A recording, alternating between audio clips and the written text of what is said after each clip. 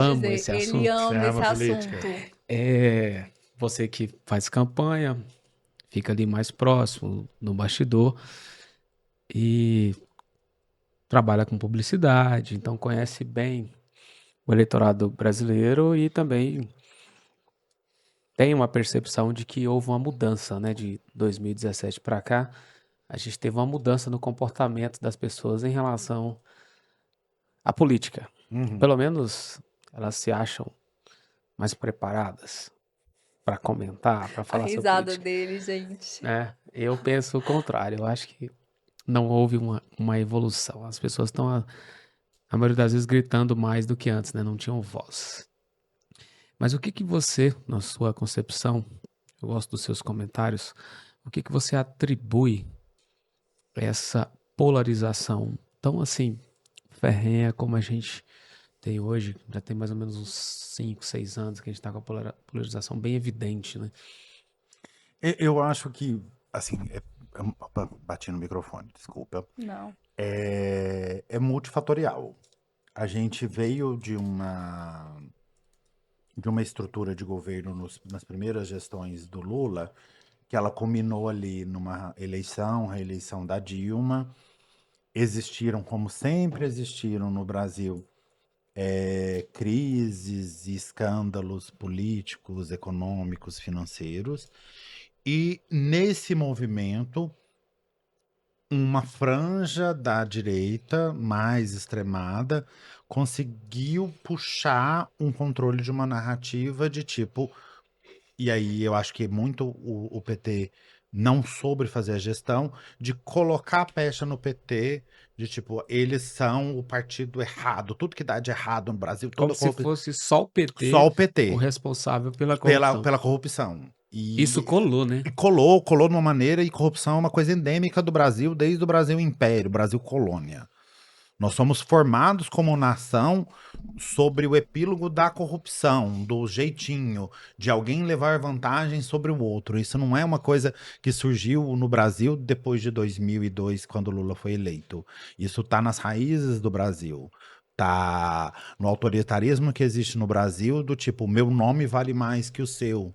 Da expressão, com quem você acha que você está falando.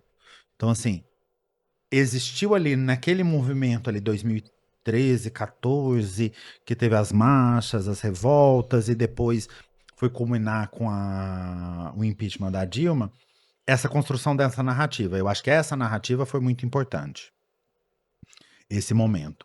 Outro foi a ascensão das mídias sociais, que aí é o que você falou. Eu acho que a gente pôs um megafone na boca de todo mundo e começou a escutar mais gente pelo barulho do que pelo conteúdo.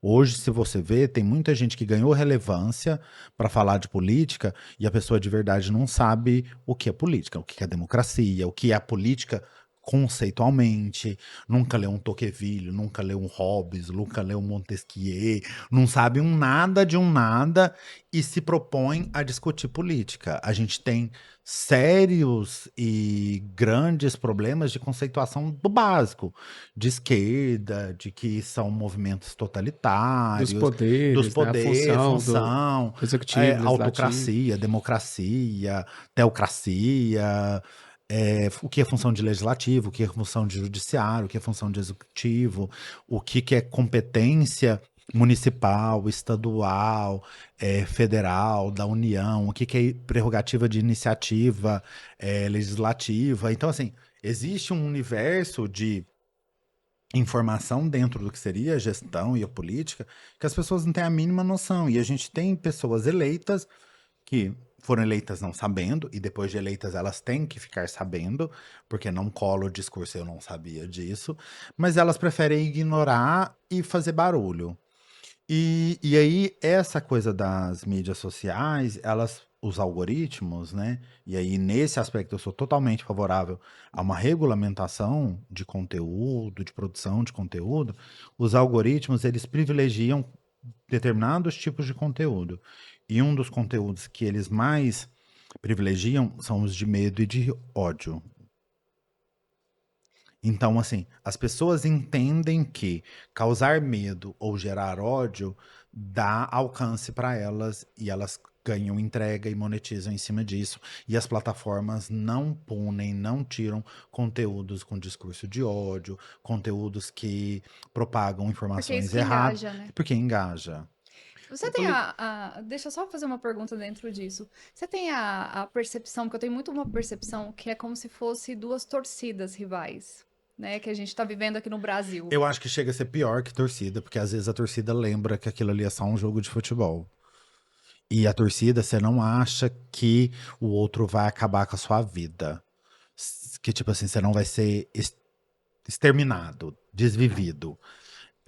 Nesse jogo político que o outro virou inimigo e não adversário de ideias, Um de Deus, outro demônio. e você criou uma narrativa aí nessa captura das narrativas, uma delas foi colocada de uma luta espiritual. Acho muito perigoso. E a gente caminhar para esse caminho, para esse rumo, nesse caminho de misturar muito religião, a minha crença se imposta aos outros. Assim, eu acredito, tenho minhas crenças, eu não gosto de propagar para os outros, e eu acho que elas são minhas. Então, eu É acho que algo todo mundo, seu. e acho que todo mundo tinha que ter esse mínimo de entendimento. A minha ligação com o sagrado, com o divino, ela diz respeito a mim. Se eu acredito em X, eu não posso, não devo tentar impor a minha crença na crença do outro. E- Isso é tão uma prática colonizadora, imperialista, do tipo achar que eu tenho o direito de Que só fazer. a sua opinião está certa, só a sua Não, religião é a é só a certa, minha né? religião, só o meu modo de Exatamente. viver, o meu modo de encarar o mundo é o certo. Acho isso muito perigoso. Isso nos leva para caminhos que a humanidade já viveu e a gente sabe que a história